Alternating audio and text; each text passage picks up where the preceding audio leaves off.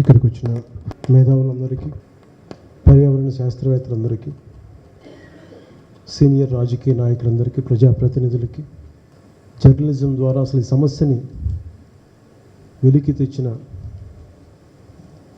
పాత్రికేయులందరికీ, ప్రతి ఒక్కరికి నా తరపున, జనసేన తరపున మీ అందరికీ నా హృదయపూర్వక నమస్కారాలు తెలియజేసుకుంటున్నాను.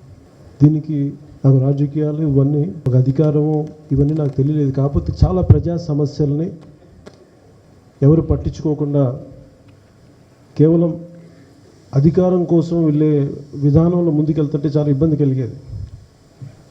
తెలంగాణ రాకముందు తెలంగాణ తాలూకు దక్కన్ పీఠభూమి, రాళ్ళు ఇవన్నీ విధ్వంసం అయిపోతాం, చాలా బాధ కలిగేది. ఎవరు మాట్లాడరేంటి పర్యావరణ విధ్వంసం అయిపోతుంటాను. అలాగే పల్లెటూళ్ళు ఛిద్రం అయిపోతూ ఉంటే అభివృద్ధి పేరిటి మీద ఇవన్నీ బాధ కలిగించే అంశాలు నాకు. పల్లె కన్నీరు పడుతుందనే పాట కానీ ఇవన్నీ చాలా ఇవి కదిలించేసిన ఇవన్నీ. ఈ రోజున అడవులు నాశనం అయిపోతూ ఉంటే, నీళ్లు కలుషితం అయిపోతూ ఉంటే మాట్లాడాలంటే భయం వచ్చే పరిస్థితులు ఉన్నాయి. ఇది ఈ రోజున ఒక కేంద్రంలో ఒక పార్టీ ఉందో లేదంటే అంతకుముందని కాదు, కానీ బేసిక్ ఇది ఒక ఇంతమంది కలిసి ఈ వ్యవస్థను ఎదిరించడానికి ఒక వ్యక్తికి శక్తి సరిపోదు. ఇవన్నీ చూసి నాకు చాలా బాధ కలిగి నా వంతు కృషి ఏదైనా చేద్దామని చెప్పి దాంట్లో భాగంగా జనసేన పెట్టడం జరిగింది. చాలా బాధ కలిగించింది. పర్యావరణ విధ్వంసానికి ఎవరు మాట్లాడట్లేదు, ఏదో ఖచ్చితంగా బలంగా మాట్లాడాలి దీని మీద. అందుకే దాంట్లో జనసేన పార్టీలో ముఖ్య ఉద్దేశం పర్యావరణంతో పరిరక్షించే అభివృద్ధి ప్రస్థానం ఉండాలని మేము కోరుకున్నాం. దాంట్లో భాగంగానే ఈ సమస్య ఎలా ఉంటుందంటే, ఎక్కడో ఆ మోలర్ అని చెప్పి ఒక జర్మన్ లూథరన్ పాస్టర్ చెప్పినట్టుగా వాళ్ళు కమ్యూనిస్ట్ని పట్టుకోవడానికి వచ్చినప్పుడు నేను కమ్యూనిస్ట్ని కాదు కాబట్టి నేను మాట్లాడలేదు.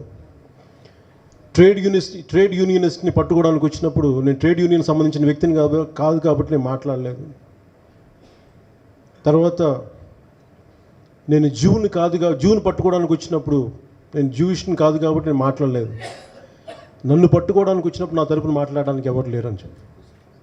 అంటే ఇది నా సమస్య కాదు, ఒక 2000-6000 మంది ఉన్న చెంచుల సమస్య, లేదంటే ఇది తెలంగాణ సమస్య, లేదంటే ఆంధ్ర సమస్య అనుకొని, నా రాష్ట్ర సమస్య కాదు అనుకొని, కానీ ఇది మనుషుల సమస్య, ఇది మన సమస్య. ఇది చాలా బాధ కలిగించింది నాకు. ఇది మనది సమస్య. ఎక్కడో ఈరోజు నేను ఇక్కడ కదిలి రావడానికి నాకు నిజంగా నాకు ఇలాంటి పరిస్థితి వస్తుందని ఇందాక మన రేవంత్ రెడ్డి గారు చెప్పినట్టుగా టీఆర్ఎస్ ఎమ్మెల్యే గారు మాట్లాడుతూ ఈ సరదాగా కాఫీలు ఛాయలు తాగడానికి వీళ్ళు పెట్టుకున్నారు. నిజంగా అలాంటి ఉద్దేశమే ఉండుంటే మామూలు కాఫీలు ఛాయలు తాగుతాం, ఇరానీ ఛాయల్లో కూర్చుంటాం తప్ప ఇంత కూర్చోబెట్టి ఇంత సీరియస్గా కూర్చోబెట్టి ఇంత మేధోమదనం చేసే అంత అవసరం మాకు రాలేదు. అలాంటి అధికారం కూడా మాకు అవసరం లేదు. అలాంటి చిల్లర రాజకీయ పోరాటాలు కూడా మేము చేయం. ఎందుకంటే 2009లో నేను ప్రజారాజ్యం పార్టీకి నేను ప్రచారం నిర్వహిస్తున్నప్పుడు ఆదిలాబాద్కి పోతే, ఆదిలాబాద్లో చిన్నప్పటి గోండు ప్రాంతానికి పోతే చాలామంది అడుగుతూ ఉన్నారు. వీళ్ళు మన ఆ రోజు మాతో పాటు ఉన్న మాకు సపోర్ట్ చేసిన రాజకీయ వ్యవస్థ అంతా కూర్చోబెట్టి మీకు ఏం కావాలని అడిగంటే, మీకు బడి కట్టిస్తాం, గుడి కట్టిస్తాం అంటే ఒక పెద్ద ఆవిడ, కళ్ళు లేని పెద్ద ఆవిడ అడిగింది, మాకేం వద్దా కొంచెం మంచినీళ్ళు ఇప్పించాను. వాళ్ళు అడుగుతుంది మంచినీళ్ళు అడుగుతుంది. ఆ రోజున అదృష్టవశాత్తు నెక్స్ట్ డే ఇలాంటి మీటింగ్ ఏదో ఉంటే నీళ్ళు బాటిల్ పెడితే అది తాగడానికి నాకు మనసు ఒప్పలేదు. ఒకవైపు ఏమో అక్కడ నీళ్ళు లేవు, ఇక్కడ మినరల్ వాటర్ బాటిల్లో వాటర్ ఉందంటే నాకు కలిచేసింది. నా దగ్గర అంత శక్తి లేదు, అంత సంపద లేదు అంతమందికి నీళ్ళు ఇచ్చేది. కాకపోతే తపనైతే ఉంది. బాధల్లో ఉండే వాళ్ళకి ఆదుకోవాలన్న తపన ఉందో తప్ప నా దగ్గర నిజంగా అంత మేధాశక్తి కూడా లేదు, అంత ఆర్థిక శక్తి లేనివాడిని, కానీ మనసున్నవాడిని. అది ఆ రోజున ఏదో కొద్దిమంది స్నేహితుల సహాయం తీసుకొని బోరు పెడితే నీళ్ళు వచ్చినాయి ఆ రోజున. అది ఈ రోజుకి ఇంకా వస్తేనే నేను అనుకుంటా ఉన్నాను ఆదిలాబాద్ తాండాలో. అలాగే ఈరోజు నేను కదిలి రావడానికి వి హనుమంతరావు గారు రాకముందు నేను ఆఫీస్కి పోతా ఉంటే ప్రశాసన్ నగర్లో ఒక అబ్బాయి, ఒక 17 ఏళ్ల కుర్రాడు, ఒక చిన్నపాటి ఫైల్ పట్టుకొని బయట నుంచొని ఉన్నాడు. నాకు ఎందుకు అబ్బాయిని చూడగానే ఒకసారి లోపల పిలవాలనిపించింది. ఏదో బాధలో ఉన్నాడు అబ్బాయి అనిపించింది. చూస్తే అబ్బాయి చెంచుల జాతి చెందిన కుర్రోడు, 17 ఏళ్ల కుర్రోడు, intermediate first year second year చదువుతున్నాడంట. శివ పేరు. ఆ అబ్బాయి వచ్చి కూర్చొని చెప్పింది, తపన పడిపోతున్నాడు, మాకు ఎవరికి చెప్పాలో తెలియట్లేదు, మా ఇల్లు కొట్టేస్తున్నాడు, నన్ను అంటే నా జీవితం ఛిద్రం అయిపోతుందని చెప్పి 17 ఏళ్ళ కుర్రాడికి భవిష్యత్తు ఇవ్వలేకపోతున్నామే మనం.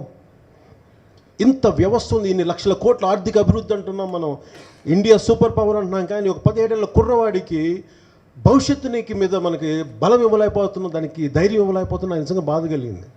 అబ్బాయికి నేను ఏం చెప్పానంటే, ఏం చేయ చెప్పి నాకు నిజంగా నిస్సహాయత ఉన్నాను. ఏం చేయాలి చెప్పి ఏదైనా మాట్లాడాలన్నా చెప్పన్నా కొంచెం, ఎందుకంటే మాకున్న స్థానికంగా రాష్ట్ర ప్రభుత్వ ఎమ్మెల్యే కూడా మాట్లాడలేదన్నా, మాకు ఏదైనా చెప్పు అంటే నీ 10 మంది తెలుసు కదా అని. మేము గ్రీన్ ట్రిబ్యునల్కి మేము ఫోన్ చేసి నేను నాకు ఇంగ్లీష్ రాదన్నా, నాకు గ్రీన్ ట్రిబ్యునల్ ఫోన్ చేసి నేను మాట్లాడేది వాళ్ళకి అర్థం కావట్లేదు, ఫోన్ పెట్టేస్తున్నారన్న.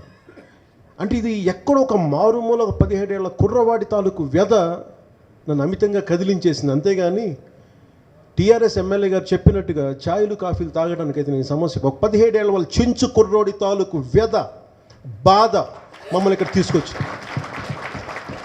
జీవిత కాలంలో ఒక ఎమ్మెల్యే సీటు రాకపోవచ్చేమో నాకు ఓకే, కానీ ఒకరి కన్నీళ్లు పట్టుకు మేము తొడవగలిగితే నాకు పార్టీ పెట్టినందుకు నిజంగా నేను ఆనందిస్తాను, నాకు అది సరిపోతుంది.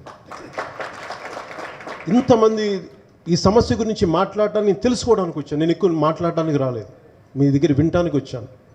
నాదైన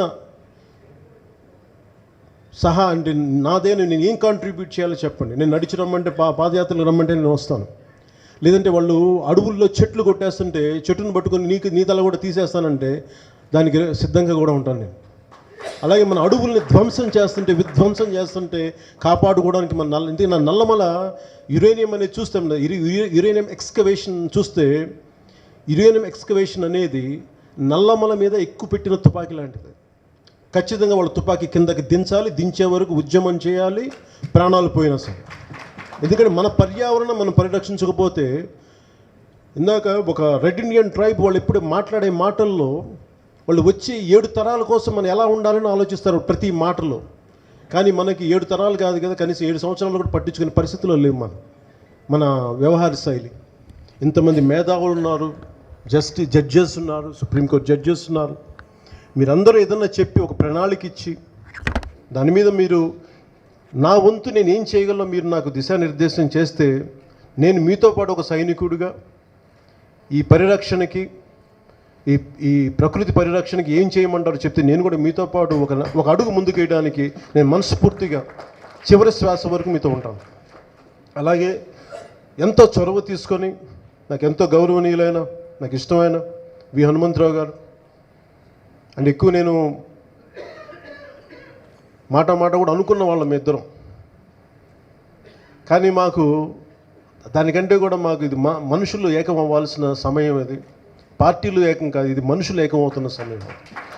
ఇలాంటి గొప్ప అవకాశాన్ని దీన్ని సద్వినియోగం చేసుకుంటాం. అలాగే ఇందాక మీరు మాట్లాడుతూ పాపాలని అంటే చేసిన పాపాలను పాసం యాదగిరి గారు మాట్లాడు చేసిన పాపాలను మీరు కడుక్కోవాలంటే ఖచ్చితంగా అలాంటి పాపాలు ఎవరన్నా చేస్తుంటే ఇది మేము కడుక్కునే సమయం ఖచ్చితంగా మీకు ఎక్కువ.